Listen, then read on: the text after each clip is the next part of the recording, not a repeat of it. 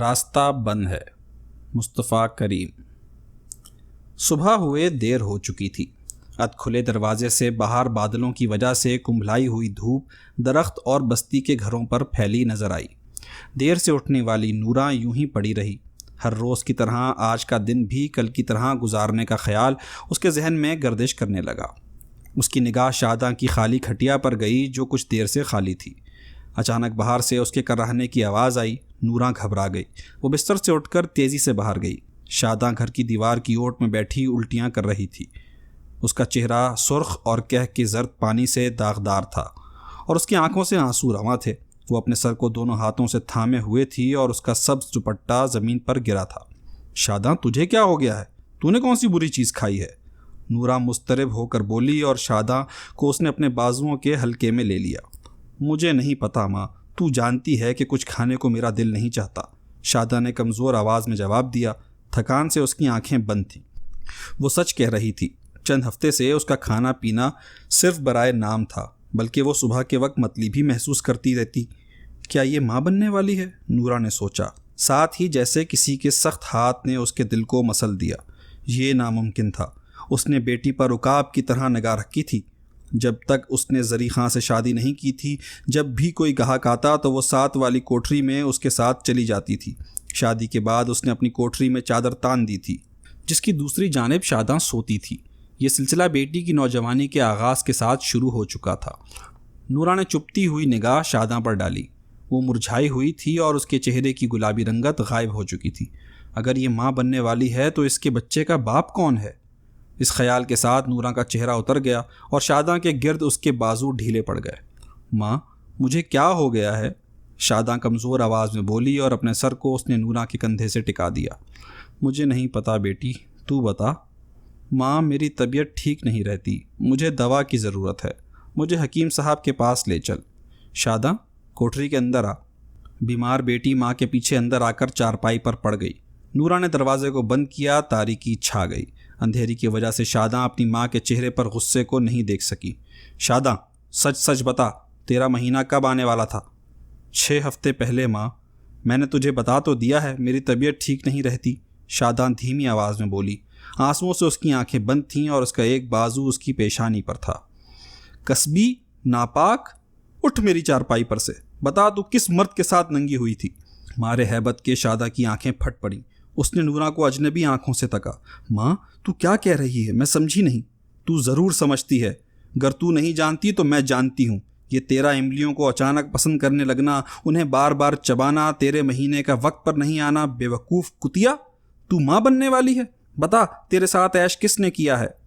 نورا کے منہ سے الفاظ تھوک کی طرح جھڑے اور اس نے زور سے ایک تماچا شاداں کو جڑ دیا۔ پھر اس پر تھپڑ اور گھونسے برسنے لگے۔ ماں ماں، یہ ظلم مجھ پر مت کر، رسول واسطے اتنے زور سے مجھے نہ مار۔ تو نے جو کہا وہ سچ نہیں ہو سکتا ماں، مجھے نہ مار، میں بیمار ہوں، بے گناہ ہوں ماں ماں ماں۔ بیٹی کو بے تحاشا مارنے کی وجہ سے نورا تھک کر زمین پر ڈھیر ہو گئی اور گھٹنوں میں سر چھپا کر زور زور سے رونے لگی۔ اسے شدید خواری اور بے بسی کا احساس ہو رہا تھا۔ ماضی میں جب کبھی اس نے عزت بیچی اور اسے ذلت کا اگر احساس ہوا تو یہ خواری اس کی ہوئی تھی، لیکن اب اس کی بیٹی خوار کر دی گئی تھی۔ نورا کی انا گندے کیچڑ سے غلیظ کر دی گئی تھی۔ اس نے شاداں کو پاک دامن رکھنے کی قسم کھائی تھی اور اپنی بیٹی کو کسی اچھے انسان سے بیانے کا پختہ ارادہ کیا تھا۔ یہی اس کے خواب تھے جن کے سہارے وہ زندگی بسر کرتی رہی تھی، ورنہ اس کی زندگی میں تھا ہی کیا؟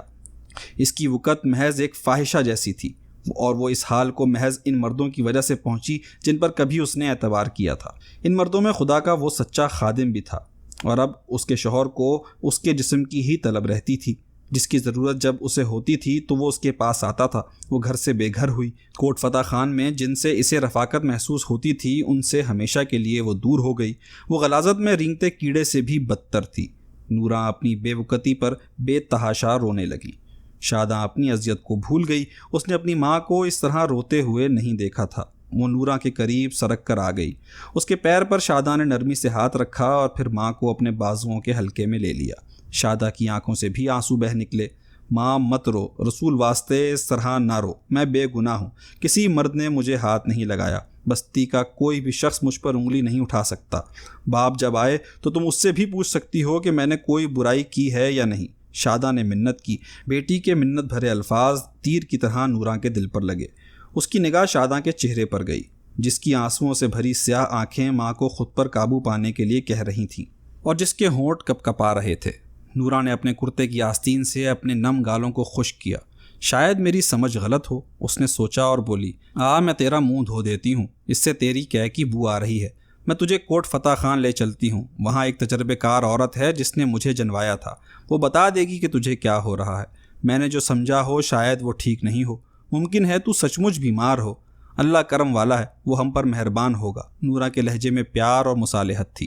کچھ دیر بعد ماں اور بیٹی کوٹ فتح خان کی جانب جا رہی تھیں۔ آسمان پر بادل تھے، کھیتوں میں گیہوں کی بالیوں کی زرد رنگت مسلی ہوئی تھی۔ شیشم کے درخت پرسکون تھے اور ان کی ڈالیوں میں نہ جنبش تھی اور نہ ہوا کی سرسراہٹ۔ وہ جھکی ہوئی خاموش نوحہ خواں تھیں۔ نوراں اور شادہ ایک دوسرے کے قریب قریب چل رہی تھیں، ایک دوسرے کی محافظ، ایک دوسرے کی نگہبان، اپنے خیالوں میں گم اور اپنے خیالوں سے پریشان۔ کوٹ فتح خان کے سرے پر جو ننھا سا گھر تھا، اس کی بوسیدہ دیواروں پر اپلوں کے داغ تھے۔ وہ لکڑی کا دروازہ اندر سے مقفل تھا۔ نورا نے دروازہ کھٹکھٹایا، اندر سے باریک لیکن چپتی ہوئی آواز آئی، جاگو جاگو۔ تالے میں کسی نے کنجی ڈالی اور دروازہ آہستہ سے کھلا۔ سامنے خشک ککڑی جیسی سوکھی ایک بوڑھی عورت کھڑی تھی، جسم پر ڈھیلا سیاہ کرتا اور میلی ٹخنے کے پاس پھٹی شلوار۔ عورت کا چہرہ جھریوں سے بھرا تھا اور سر کے سارے بال سفید تھے۔ اس کی کمر جھکی تھی، اسی لیے وہ گردن کو سارس کی طرح تان کر دونوں عورتوں کو دیکھنے کی کوشش کر رہی تھی۔ ننھے آنگن کے گرد جو دیوار تھی، اس پر ایک جانب جو پنجرہ ٹنگا تھا، اس میں ایک طوطا اپنی منی آنکھوں سے سبھوں کو تکتا ہوا جاگو جاگو کی چہکار لگا رہا تھا۔ ضعیف عورت کا چہرہ خوشی سے تمتمانے لگا۔ نوراں؟ اس کے پوپلے منہ سے صدا بلند ہوئی، تو بھی اپنی نانی دلریا کو بھول گئی؟ بوڑھی عورت نے پیار بھرے لہجے میں ملامت کی اور اپنے بال کی چوٹی کو کسنے لگی۔ نہیں، میں نہیں بھولی، اس گاؤں میں میرا آنا نہیں ہوتا، شوہر موجود ہے، وہ ضرورت کی چیزیں لے آتا ہے۔ اندر آ، یہ تیری بیٹی ہے؟ اللہ کی رحمت، نوراں تو اب بھی جوان ہے، کوئی نہیں کہہ سکتا کہ تو جوان لڑکی کی ماں ہے۔ تیری بیٹی بالکل تیری طرح ہے، ایسا لگتا ہے جیسے سگی بہنیں میرے سامنے کھڑی ہیں، ویسا ہی گیندے کے پھول کی طرح رنگ، بھوری آنکھیں جیسے شیشے کی کٹوریوں میں شہد بھرے ہوں، اور سر کے بال اسی طرح گھنگریالے۔ اللہ کا کرم۔ دلریا نے آخری جملہ ادا کرتے وقت آسمان کی جانب ہاتھوں کو بلند کر دیا۔ نورا خوش ہو گئی اور شاداں بھی مسکرانے لگی۔ تینوں ننھے سے آنگن میں بیٹھ گئیں۔ کسی زمانے میں دلریا کوٹ فتح خان میں بچے جنوانے کا کام کیا کرتی تھی، لیکن اب ضعیفی کی وجہ سے ایسی محنت کے لائق نہیں رہی تھی، اس لیے ناداری کی حالت میں زندگی بسر کر رہی تھی۔ نورا نے 1 روپیہ دلریا کے ہاتھ میں چپکے سے تھما دیا اور اس کے کان میں سرگوشیوں میں کچھ کہا۔ دلریا کے چہرے پر معنی خیز مسکراہٹ آ گئی۔ شاداں کی سمجھ میں کچھ آ گیا، وہ کانپ گئی اور اس کا منہ خشک ہو گیا۔ اس کی کتنی عمر ہے؟ 15، نورا نے دلریا کو جواب دیا۔ جا، کوٹھری میں جا کر چارپائی پر لیٹ جا، دلریا نے شاداں کو حکم دیا اور ساتھ ہی اپنی کمر پر ہاتھ رکھ کر کراہتی ہوئی اٹھی۔ کوٹھری میں بوسیدہ کپڑوں اور سرسوں کے تیل کی بو تھی۔ پھونس کی چھت میں کوئی شے سرک رہی تھی۔ نیم وا دروازے سے دن کی روشنی کوٹھری کی تاریکی میں شگاف ڈال رہی تھی۔ شاداں کو برہنہ چارپائی کی ڈوریاں پشت میں گڑتی محسوس ہوئیں۔ خوف سے اس کا دل منجمد ہونے لگا۔ شلوار اتار دے، دلریا پھنکاری۔ شاداں کو محسوس ہوا کہ کسی خوفناک جادوگرنی کے حکم نے اسے مجبور کر دیا ہے۔ اس میں انکار کی طاقت نہیں رہی۔ کچھ دیر بعد اسے دلریا کی انگلیاں اس کے جسم کے اس حصے کو ٹٹولتی محسوس ہوئیں جسے اس کی ماں بھی ہاتھ نہیں لگاتی تھی۔ اسے شدید گھن کا احساس ہوا، نہ صرف دلریا بلکہ اپنے آپ سے بھی جو اس ذلت کو برداشت کر رہا تھا۔ اس نے اپنی آنکھیں زور سے میچ لیں اور دوپٹے سے چہرے کو ڈھک لیا۔ چھوکری، تو ماں بننے والی ہے، کس نے تجھے اس حال میں کیا ہے؟ کیا وہ کوٹ فتح خان کا رہنے والا ہے؟ دلریا نے رازدارانہ پوچھا۔ شاداں چپ رہی۔ انوکھے جذبات نے اسے ہوا میں اچھال دیا تھا۔ اسے اپنی ذات کی تکمیل کا خوشگوار احساس ہوا۔ ماں بننے کے تصور سے اسے بے پناہ مسرت ہوئی۔ میں ماں بننے والی ہوں تو باپ کون ہے؟ وہ اپنے خوابوں میں اکثر دلہن بنی تھی۔ اکثر اس کی جوانی سے سرشار جسم نے خواب میں بہت کچھ کیا تھا، وہ سب کچھ جو وہ زبان سے کسی کو نہیں کہہ سکتی تھی۔ جب خواب کسی کو نہ بتائے جائیں تو سچ ثابت ہو جاتے ہیں۔ شاداں سوچ رہی تھی اور ساتھ ہی اپنے برہنہ جسم کو ڈھک بھی رہی تھی۔ کوٹری کے باہر نوراں کو دلریا سرگوشیوں میں بڑے وثوق سے بتا رہی تھی، تیری بیٹی کے پیٹ میں بچہ ہے، اس کا باپ کون ہے اس نے نہیں بتایا، اور اگر وہ بتا بھی دیتی تو وہ شخص شاداں کو بیانے سے رہا۔ لیکن نوراں، تو فکر نہیں کر، تیری دلریا بھی زندہ ہے، اس کی بانس کی تلیاں ابھی بھی موجود ہیں، انہیں سرسوں کے تیل میں بھگو کر کیسے استعمال کرنا چاہیے اسے اب بھی اچھی طرح پتہ ہے۔ تیری چھوکری کو زیادہ تکلیف نہیں ہوگی، اس کے پیٹ سے سب کچھ نکل جائے گا۔ نورا کا دل بیٹھ گیا اور چہرے کی رنگت سفید پڑ گئی۔ حاملہ عورتوں کے حمل گرانے میں دلریا کے ہاتھوں کتنی عورتوں کی جانیں گئی تھیں، نورا کو پتہ تھا۔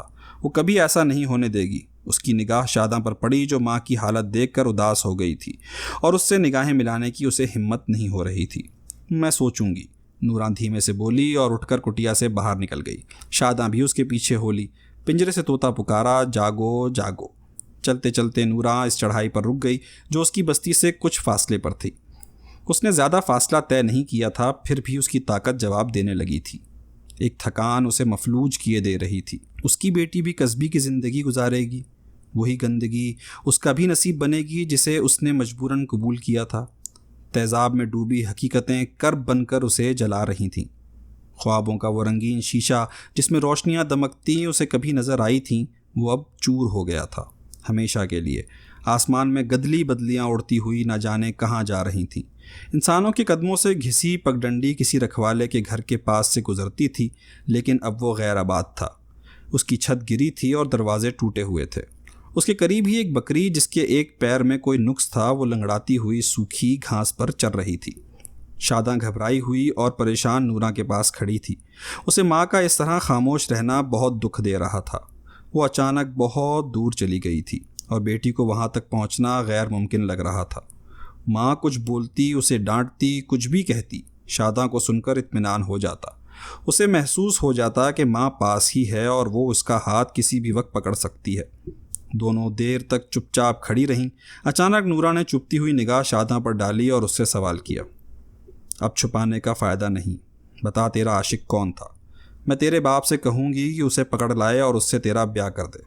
نورا کو پتہ تھا کہ اس کا خاوند ایک نکما اور لاؤبالی انسان ہے، پھر بھی وہ مرد تھا جس کی کڑی آزمائش کا سامنا ماں اور بیٹی کو تھا۔ اس میں مرد ہونے کے ناطے وہ مدد کر سکتا تھا۔ یہی مہوم سی امید نورا کو تھی۔ شاداں سر جھکائے خاموش کھڑی دھوپ سے جلی گھاس کو تکتی رہی۔ کچھ بولے گی یا نہیں؟ اگر تو اپنی ماں کو نہیں بتا سکتی تو پھر کس کو بتائے گی؟ نورا کی آواز میں پردرد اضطراب تھا۔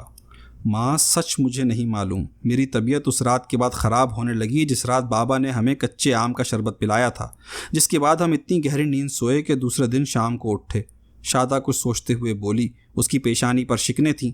وہ خود بھی اس راز کو سمجھنے کی کوشش کر رہی تھی، لیکن نورا اس راز کو فوراً سمجھ گئی۔ اب کچھ مخفی نہیں تھا۔ کسی نے بے دردی سے چاقو اس کے دل میں اتار دیا اور وہ درد سے تڑپ اٹھی۔ 6 ہفتے پہلے اس کے خاوند زری خان نے کچے آم کا شربت بنا کر ماں اور بیٹی کو بڑی محبت سے پلایا تھا۔ وہ دن کچھ ایسا تھا جب اچھے کھانے کی خواہش ہوئی تھی۔ نورا نے گھی میں ڈوبے پراٹھے بنائے تھے اور مرغی بھونی تھی۔ مرغن غذا کے بعد اس نے اور شاداں نے بھی جی بھر کر لذیذ شربت پیا۔ وہ گہری نیند نہیں سوتی تھی، لیکن اس رات وہ بے ہوشی کی نیند سوئی۔ یہی حال شاداں کا بھی تھا، جو کمرے میں تنی چادر کی دوسری جانب بے سدھ سوتی رہی تھی۔ بعد میں زری خان نے ہنس ہنس کر بتایا کہ اس نے شربت میں بھنگ ملا دیا تھا۔ تو اس رات میرے ذلیل خاوند نے شاداں کی عزت لوٹی۔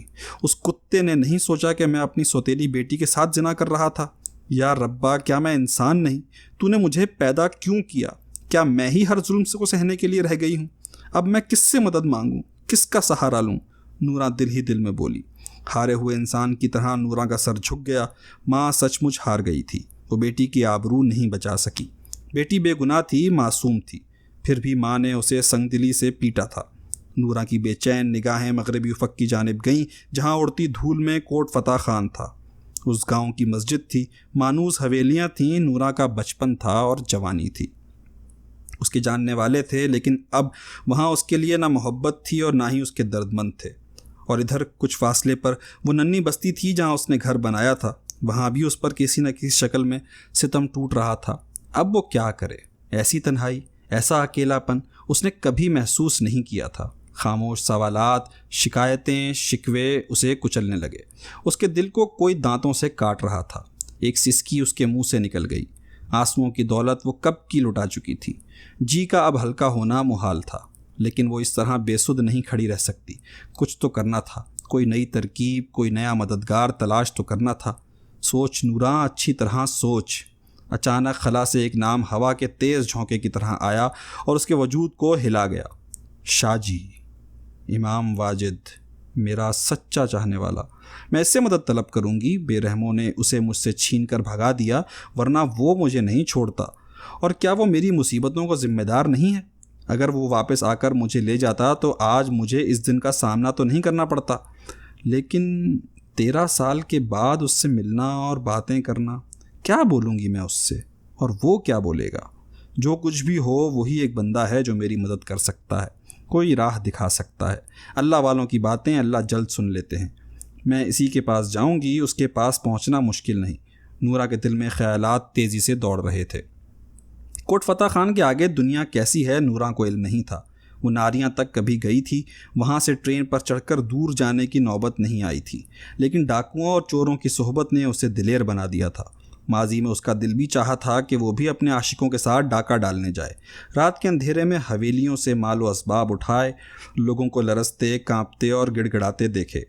برے لوگوں کی صحبت میں برائی کا ڈر اس کے دل سے نکل گیا تھا۔ جب وہ اپنے جسم کا سودا کیا کرتی تھی تو اس کے گاہک اپنے جسم کی آگ ٹھنڈی کرنے کے بعد اس سے ادھر ادھر کی باتیں کیا کرتے تھے۔ وہ جنہوں نے پنجنی اور وہاں کے پیر کا ذکر کیا تھا، انہوں نے یہ بھی بتا دیا تھا کہ جہلم سے بسیں میرپور جاتی ہیں اور وہیں پنجنی جانے والی سڑک بھی ملتی ہے۔ نورا نے سوچا کہ وہ میرپور پہنچ سکتی ہے اور وہاں سے آگے بھی جا سکتی ہے۔ اگر وہاں سڑک ہے تو اس پر چلنے والے بھی ضرور ہوں گے، لیکن میرپور دور تھا، پنجنی اور بھی دور، اور اگر وہاں پہنچ بھی گئی تو کیا ضروری ہے کہ امام واجد ہی اس جگہ کا پیر ہو؟ شک کا کانٹا نورا کے دل میں گڑا۔ مجھے کیا کرنا ہے میں سوچوں گی، اس نے خود کو کہا۔ کسی طرح خود کو گھسیٹتی ہوئی نورا اپنی کوٹری تک آئی اور اپنی کھاٹ پر گر گئی۔ کسی بھی کام کو کرنے کی طاقت اس کے جسم میں نہیں رہی تھی۔ اسے شاداں کی فکر کھائے جا رہی تھی۔ بیٹی ایک اندھے کنویں میں گر چکی تھی جہاں سے اس کا نکلنا آسان نہیں تھا۔ شاداں دروازے سے ٹکی باہر تک رہی تھی۔ اسے اپنے جرم کا احساس ہونے لگا تھا، لیکن یہ جرم کیسے ہوا اور کیوں ہوا وہ سمجھ نہیں سکی۔ ماں سے کچھ پوچھنے کی اسے ہمت نہیں ہو رہی تھی۔ اس کا دل چاہ رہا تھا کہ ماں اسے پکار کر اپنے پاس بٹھا لے اور اس سے اسی طرح پیار سے باتیں کرے جیسے وہ پہلے کیا کرتی تھی۔ اس کی خواہش بر آئی، شاداں میرے پاس آ۔ بیٹی لپک کر ماں کے پاس آ کر بیٹھ گئی۔ نورا اس کے ٹھنڈے ہاتھ کو اپنے ہاتھ میں لے کر نرمی سے سہلانے لگی۔ اسے بیٹی سے آنکھیں ملانے کی ہمت نہیں ہوئی۔ وہ بڑی مشکل سے بولی، شاداں میرے برے کرموں کا پھل تجھے بھی کھانا پڑا، پر غم نہ کر، پنجنی میں ہمارا ایک رشتہ دار ہے، وہ بہت مشہور اور اثر والا ہے، ہم اس کے پاس جائیں گے، وہ ضرور ہماری مدد کرے گا، تو کسی سے کچھ کہنا نہیں۔ دوسرے دن نورا کو یہ دیکھ کر اطمینان ہوا کہ ہفتوں سے غائب زری خان واپس نہیں آیا ہے۔ وہ سویرے ناریاں کے لیے نکل جانا چاہتی تھی۔ رات کی بچی چند روٹیاں تھیں اور ایک پرانی بوتل میں آم کا اچار تھا۔ اس نے سب کچھ سامنے رکھا اور شاداں کو بلایا۔ اسے بھوک نہیں لگ رہی تھی۔ جب وہ ہچکچاہٹ کا اظہار کرنے لگی تو نورا نے اسے ڈپٹ کر کھانے کے لیے کہا۔ کھانا ختم کرنے کے بعد نورا نے دیوار کے قریب سے صندوق کھینچا اور اس کے نیچے کونے میں جو زمین تھی وہاں پر مٹی ہٹا کر اسے پرانے کپڑے کو نکال کر جس میں 50 روپیہ بندھا تھا اس نے اپنی شلوار میں اڑس لیا۔ صندوق سے 2 جوڑے کپڑے اپنے اور شاداں کے لیے نکال کر اس نے ایک گٹھری بنائی اور کوٹری کے دروازے میں تالا لگا کر بستی سے نکل گئی۔ جس کسی نے اس سے پوچھا کہ کہاں جا رہی ہے تو اس نے بتا دیا کہ وہ اور شاداں لاہور داتا کے دربار جا رہے ہیں۔ ناریاں جانے والی کچی سڑک برگد اور پیپل کے درختوں کے درمیان دور تک چلی گئی تھی۔ ماں بیٹی اسی پر چل دیں۔ اکا دکا راہگیر نظر آئے اور وہ ان پر نگاہ غلط انداز ڈال کر ان کے پاس سے نکل گئے۔ کچھ دور جا کر انہیں بوریوں سے بھری بیل گاڑی نظر آئی جو ایک کنویں کے پاس کھڑی تھی۔ گاڑی کا مالک کنویں سے پانی نکال کر پی رہا تھا۔ نورا اس کے پاس گئی اور منت بھرے لہجے میں بولی، ویرا مجبور بہن کو ناریاں تک پہنچا دے، اللہ ثواب دے گا۔ گاڑی بان کی رنگت دھوپ سے جلی تھی۔ اپنے منہ کو آستین سے خشک کرتے ہوئے اس نے گھور کر دونوں کو دیکھا۔ ناریاں جانا ہے کہ کہیں اور؟ اسی داتا کے دربار میں حاضری دینے لاہور جا رہے ہیں، نورا نے گاڑی بان سے بغیر آنکھیں ملائے جواب دیا۔ گاڑی بان کے سخت چہرے پر نرمی آ گئی۔ اس نے گاڑی کی جانب اشارہ کر کے انہیں بیٹھنے کے لیے کہا۔ بیلوں کو ہانکنے سے پہلے وہ بولا، داتا کو کہنا میری بیوی کو کالی کھانسی ہو گئی ہے، اس کے لیے دعا کر دیں۔ نورا نے زور سے سر ہلا کر حامی بھری۔ بیل گاڑی چل دی۔ لمحے بھر کے لیے نورا کی نگاہ آسمان پر گئی جہاں بادلوں نے سورج کو ڈھک دیا تھا، جس کی وجہ سے صبح بھی کجلاسی گئی تھی۔ ویران سڑک اور دور کا اجنبی سفر نورا کو اداسی اور پریشانی نے گھیر رکھا تھا، لیکن پیچھے جانا محال تھا۔ اللہ کو یاد کرتی ہوئی وہ ناریاں پہنچ گئی۔ ٹکٹ کی کھڑکی کے پیچھے کلرک ان مکھیوں کو اڑا رہا تھا جو اس کے سامنے رکھی جھوٹی چائے کی پیالیوں سے اڑ کر اس کے سر کے گرد آ جاتی تھیں۔ نورا سے 15 روپے لے کر کلرک نے ٹکٹ اس کے حوالے کر دیے۔ پلیٹ فارم پر نورا شاداں کے ساتھ اس جوان عورت کے پاس جا کر کھڑی ہو گئی جو دوپٹے سے اپنے شیرخوار بچے کو ڈھک کر دودھ پلا رہی تھی۔ شاداں کی نگاہ اس بھوری کتیا پر پڑی جو لائنوں کو پار کر کے دوسری جانب جا رہی تھی۔ اس خیال سے اسے جھرجھری آ گئی کہ کہیں اچانک کوئی ریل آ کر اسے کچل نہ دے۔ اچانک پلیٹ فارم کے باہر جو درخت تھا وہاں سے کووں کا غول کائیں کائیں کرتا ہوا ان کے سروں پر سے گزر گیا۔ گاڑی آئی اور انجن کا دھواں لہراتا ہوا سیاہ چادر بن کر اڑنے لگا۔ نورا کو عورت اور اس کے خاوند کی وجہ سے اس ڈبے کی شناخت میں آسانی ہوئی جہاں اسے بیٹھنا تھا۔ مسافروں کی بھیڑ تھی۔ نورا کو کسی طرح کھڑے ہونے کی جگہ مل گئی۔ وہ دیوار سے ٹک کر کھڑی ہو گئی۔